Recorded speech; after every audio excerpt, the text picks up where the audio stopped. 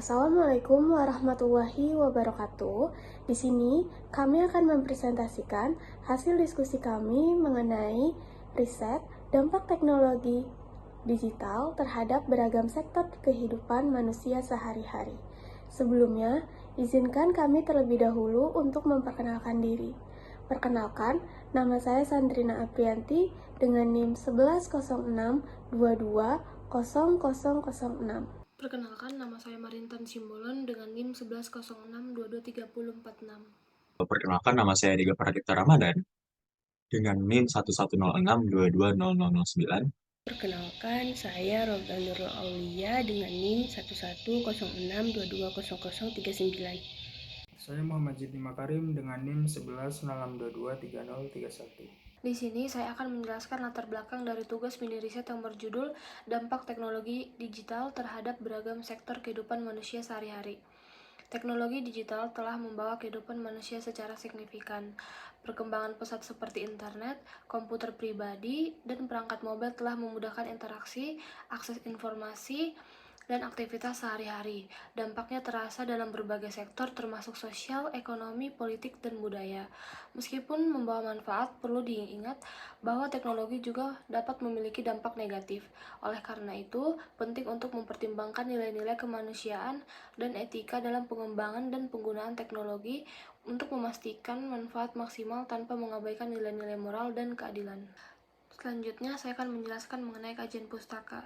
Banyak peneliti dan ahli telah menyelidiki dampak teknologi digital terhadap kehidupan sehari-hari manusia, baik aspek ekonomi, sosial, dan budaya. Meskipun fokus dan pendekatannya berbeda, mereka sepakat bahwa teknologi digital secara signifikan mengubah cara manusia bekerja, berinteraksi, dan hidup. Sebagai contoh, dalam sebuah studi tentang kesejahteraan remaja yang menggunakan media sosial, sebagian remaja melihat dampak positif seperti koneksi dengan teman dan memperoleh informasi, sementara yang lain mengalami dampak negatif seperti risiko intimidasi dan persepsi yang tidak realistis tentang kehidupan orang lain. Tantangan utama yang dihadapi adalah memahami dan memprediksi jalur perkembangan teknologi digital karena hubungan yang kompleks antara teknologi, organisasi, dan keterampilan manusia. Meskipun ada adopsi teknologi digital sebelumnya seperti komputer, sejauh mana adopsi teknologi digital dan otomatisasi yang lebih baru terjadi masih belum jelas. Perlu juga meningkatkan kemampuan untuk mempelajari evolusi dan adopsi teknologi tersebut untuk mengatasi tantangan ini. Selain itu, meskipun adopsi teknologi baru penting, transformasi dalam perusahaan, pekerjaan, dan keterampilan juga diperlukan untuk meningkatkan produktivitas secara signifikan. Selanjutnya, mengenai pengertian teknologi digital. Teknologi digital secara umum adalah sistem perhitungan yang dapat bekerja sangat cepat untuk memproses semua bentuk informasi sebagai nilai-nilai numerik atau kode digital. Teknologi digital telah mengubah kehidupan manusia secara signifikan. Perkembangan pesat seperti internet, komputer pribadi, dan perangkat mobile telah memudahkan interaksi, akses informasi, dan aktivitas sehari-hari. Dampaknya terasa dalam berbagai sektor termasuk sosial, ekonomi, politik, dan budaya. Meskipun membawa manfaat, perlu diingat lagi bahwa teknologi juga dapat memiliki dampak negatif. Oleh karena itu, penting untuk mempertimbangkan nilai-nilai kemanusiaan dan etika dalam pengembangan dan penggunaan teknologi untuk memastikan manfaat maksimal tanpa mengabaikan nilai-nilai moral dan keadilan. Selanjutnya, mengenai sejarah teknologi digital. Sejarah teknologi digital dimulai pada tahun 1940-an, selama Perang Dunia II. Dengan lonjakan pengembangan komputer, Konrad Zuse mengembangkan Z3 komputer digital pertama pada tahun 1941 Colossus. Komputer elektronik pertama digunakan untuk memecahkan kode Enigma Nazi pada tahun 1944. Pasca perang, pengembangan komputer terus berlanjut.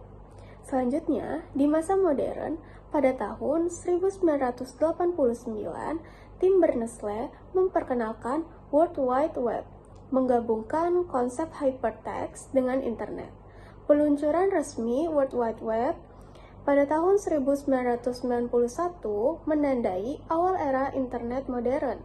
Penambahan web pertama atau NCSA Mosaic diluncurkan pada tahun 1993, mempopulerkan penggunaan web. Selanjutnya, untuk sejarah teknologi digital pada masa media sosial. Pada tahun 1997, Sigdegres, media sosial pertama, memungkinkan penggunaan membuat profil dan berhubungan secara online. Platform seperti Friendster, MySpace, dan Facebook pada awal tahun 2000-an semakin memperluas kehadiran media sosial. Twitter pada tahun 2006 dan Instagram pada tahun 2010 menjadi bagian integral dari cara berkomunikasi dan membangun jejaring sosial. Dampak positif dan negatif dari teknologi digital terhadap beragam sektor kehidupan manusia. Adapun dampak positif di dalam bidang ekonomi ialah 1. Perluasan pasar dan peluang bisnis baru melalui akses global. 2. Pertumbuhan ekonomi digital seperti e-commerce dan fintech. Dan terakhir ialah peningkatan efisiensi produksi dan manajemen bisnis. Sedangkan dampak negatifnya di dalam bidang ekonomi ialah yang pertama, potensi monopoli pasar oleh platform digital besar yang dapat merugikan konsumen dan usaha kecil. Yang kedua, kesenjangan akses teknologi yang dapat memperkuat kesenjangan ekonomi. Adapun di dalam bidang politik, dampak positifnya ialah 1. Meningkatkan partisipasi publik melalui media sosial, transparansi pemerintah. Kedua, efisiensi kampanye politik, pemberdayaan masyarakat.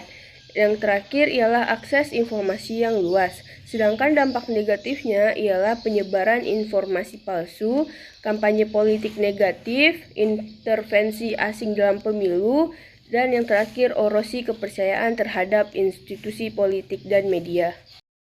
Di dalam bidang sosial dan budaya, dampak positifnya ialah peningkatan konektivitas, pembagian pengetahuan dan budaya, pemberdayaan komunitas, dan mendorong kreativitas dan inovasi. Sedangkan dampak negatifnya ialah interaksi sosial yang kurang, pergeseran nilai kritis identitas, dan yang terakhir ialah ketergantungan pada hiburan digital. Terakhir dalam bidang pendidikan, dampak positifnya pertama akses dan fleksibilitas, kedua metode pembelajaran yang beragam, ketiga kolaborasi dan komunikasi, keempat personalisasi pembelajaran, dan yang terakhir aksesibilitas untuk siswa berkebutuhan khusus.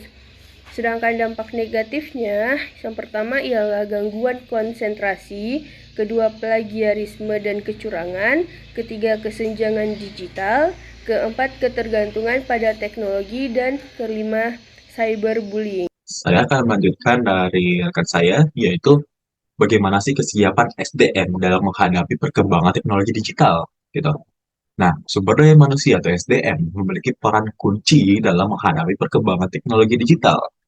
Oke, bahkan menurut laporan status literasi digital di Indonesia 2023, nilai indeks literasi digital berada di level 3,65 dari skala 1 sampai 5, menunjukkan tingkat literasi digital masyarakat Indonesia berada di level sedang. SDM atau sumber daya manusia kita perlu memiliki pemahaman mendalam tentang teknologi digital, keterampilan teknis seperti pemrograman dan analisis data, serta keterampilan soft skill seperti berpikir kritis dan adaptasi terhadap perubahan. Tantangan yang perlu diatasi termasuk kesenjangan keterampilan, resistensi terhadap perubahan, dan perlunya pendekatan komprehensif untuk mengubah budaya dan sikap di tempat kerja. Nah, sumber daya manusia yang siap menghadapi perkembangan teknologi digital akan menjadi aset berharga dalam menghadapi tantangan dan memanfaatkan peluang dalam era digital yang terus berkembang. Terus, strategi untuk meminimalisir dampak negatif teknologi digital dan memaksimalkan manfaatnya, gitu. Pertama, meningkatkan literasi digital, yaitu dengan cara edukasi masyarakat tentang penggunaan teknologi digital yang aman, bertanggung jawab, dan etis. Membangun budaya kritis dalam menerima informasi online. Tiga, meningkatkan kesadaran tentang privasi dan keamanan data pribadi. Kedua, yaitu bagaimana kita mengembangkan keterampilan digital kita, yaitu dengan cara menyediakan program pelatihan untuk keterampilan digital yang relevan, terus mendorong budaya belajar yang berkelanjutan. Tiga, yaitu bagaimana kita membangun regulasi dan tata kelola yang efektif, yaitu dengan menerapkan regulasi yang mengatur penggunaan teknologi digital secara bertanggung jawab, melindungi hak konsumen dan privasi data pribadi, membangun tata kelola efektif untuk penggunaan teknologi yang bermanfaat. Keempat, mendorong kolaborasi multi-stakeholder, yaitu dengan melibatkan pemerintah, lembaga pendidikan, pelaku usaha, dan masyarakat sipil dalam meminimalisir dampak negatif teknologi digital. Dan yaitu membangun platform kolaborasi untuk berbagi informasi dan best practice. Kemudian di nomor 5, ada meningkatkan kesadaran orang tua dan guru. Yang pertama adalah meningkatkan kesadaran tentang dampak positif dan negatif teknologi digital pada anak-anak. Kemudian yang kedua, memberikan panduan kepada anak-anak dalam menggunakan teknologi digital dengan aman dan bertanggung jawab. Kemudian yang nomor 3, ada memanfaatkan teknologi digital untuk mendukung pembelajaran anak-anak. Kemudian nomor 6, ada meningkatkan keamanan cyber. Di sini yang pertama adalah meningkatkan keamanan cyber untuk melindungi sistem informasi dan data dari serangan cyber. Kemudian yang kedua, ada meningkatkan edukasi dan pelatihan tentang keamanan cyber kepada masyarakat. Kemudian yang ketiga, ada mengembangkan teknologi keamanan cyber yang canggih untuk melawan ancaman cyber yang semakin kompleks. Next, kemudian yang nomor 7, mendorong penggunaan teknologi digital yang bertanggung jawab.